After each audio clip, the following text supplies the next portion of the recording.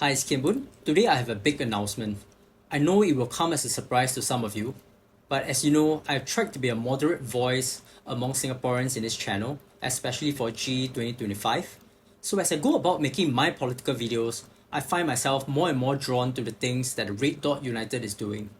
So I chat with their party leaders and I decided that I want to do more to serve Singaporeans, which is why as of today, I'm happy to announce that I'm joining the Red Dot United to contest in the upcoming elections.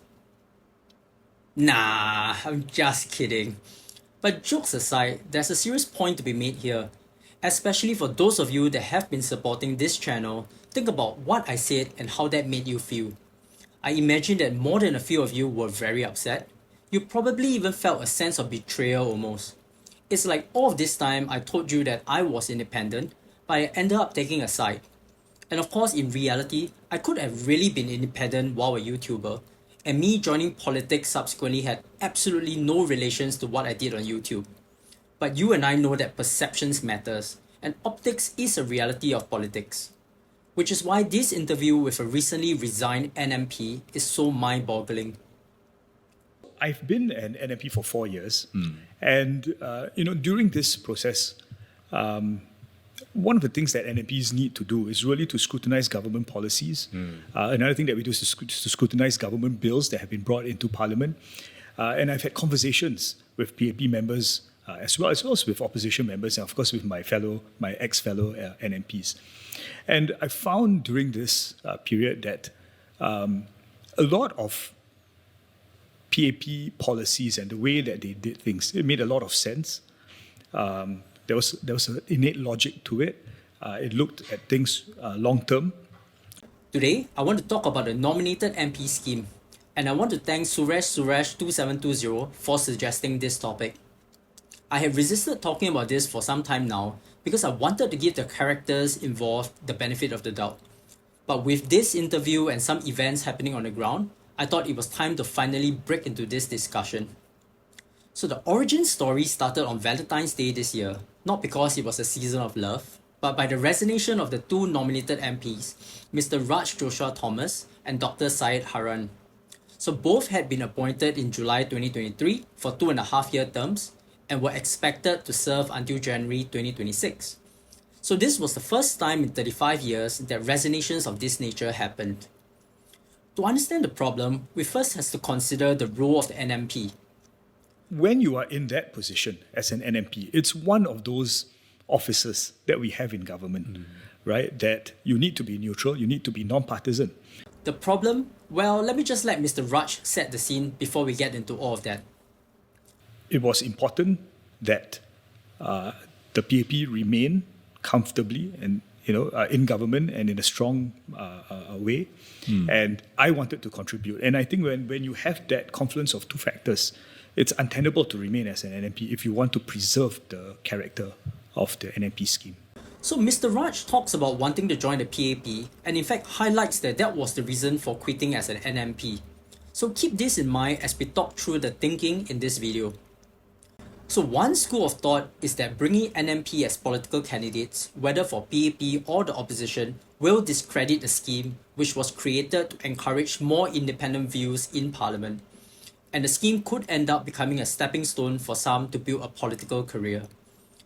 In fact, this concern was considered so grave that former PAP MP Dr. Tan Cheng Bock and current chairman of the PSP actually opposed his own party, PAP's motion on having NMPs back in 1992. My own feelings on this fundamental democratic principle of only having elected members of Parliament in this House is too strong to be compromised. I cannot support this motion. And this was an incredible moment because the PAP had not lifted a party whip, so every member was expected to vote with the party at the time, and he was warned for his action. Many years later in 2011, he reiterated why he objected to the NMP scheme. Now, when they used the word non-partisan, I was already quite worried. How are they going to find people with non-partisan views? Most of them will have their own hobby horse subjects to talk about when you give them a platform. So my concern when they wanted to introduce this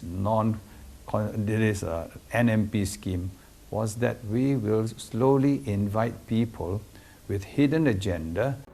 So using the NMP position to propel themselves into a political career with political parties aside, there was the whole issue of being able to stay neutral, as Dr. Tan mentioned.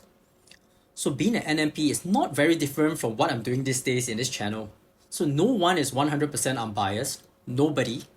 So what is expected from us is to be able to put aside our political biases and vote our conscience, or in my case, report independently on issues that matter to Singaporeans. Unfortunately these days, it seems that our NMPs seem to be unable to do exactly that. There was some discussion casually at first about possibly joining the party. And eventually, when I felt that, yes, that was something that I was prepared to do, that I could serve, in that way and contribute in that way, then I felt I had to resign because I would no longer be able to discharge my NMP duties in a neutral and independent manner as is required of NMP. So while this is unfortunate, I appreciated that Mr. Raj recognized the potential conflicts of interest and stepped down from his role as NMP. So when asked about the timing of his resignation, this is what Mr. Raj had to say. Well, I think I'll just put it this way: when you know, you know. Right. Right? But I think... Like dating, when you know, you know. Yeah, correct. And it was Valentine's Day also. Right? I don't think that this is a satisfactory answer because the timing of his resignation does indeed carry doubts into the minds of observers. So when Mr. Raj and his fellow NMP resigned, they did so before the end of their term. And the timing of GE 2025, which must happen by November, did not fit in well with the natural expiry of their terms in January 2026. I think one can respect that someone has a calling to serve his country, but all of that will be called into question when you are willing to throw aside your first calling as NMP to serve your country in your preferred calling as MP. And it certainly does not help with perceptions when the preferred calling comes with a higher status and higher salary. But the NMP scheme is not all bad. So all the way back in year 2000, Mr. Lee Kuan Yew himself weighed in on this issue. So in comments he made to some students for NTU, he did not have an issue with leaders persuading NMPs to stand in elections as PAP candidates. So naturally the whole internet exploded, or whatever it was back in the days. So let's unpack what Mr. Lee said. There are merits in his words. The people we want in politics, we want people that are committed to Singapore with genuine convictions to make our country great. The NMP stint is like an audition for them to demonstrate to Singaporeans exactly that. Like Mr. Lee Kuan Yew said, if these NMPs talk sense and have got ideas, tapping on them as a potential pipeline just makes sense. The challenge is in the optics, and I always say that politics is part theatrics and part substance. So if NMPs are consistently only tapped by PAP as candidates, it creates a perceived conflict of interest. As you realize that you are more comfortable with each other, Yeah. and that your views, that your values align, and then I think naturally, some of these questions may arise, Yeah. and it naturally did not arise with any of the opposition. Honestly, I feel for the NMPs who have a passion to serve Singaporeans because they are caught in a rock and a hard place. To extend their service to Singapore, they have to be elected. And one way to do that is to run as an independent. But in Singapore, there's really no realistic path to victory that way. So if you truly want to contribute as a politician, the path of least resistance is to join the ruling party. But then you have an optics issue. So what to do? I don't envy them at all. So where does that leave us? To me, there's no perfect form of the NMP scheme, but you know what's great about democracy? The voters can decide. So in the case of Mr. Raj and his fellow NMP Mr. Syed, voters have to decide the following. 1. Whether they have demonstrated in the past years of service their dedication and value to Singapore as an NMP. 2. Do their past performance offset the demerits of quitting early? 3.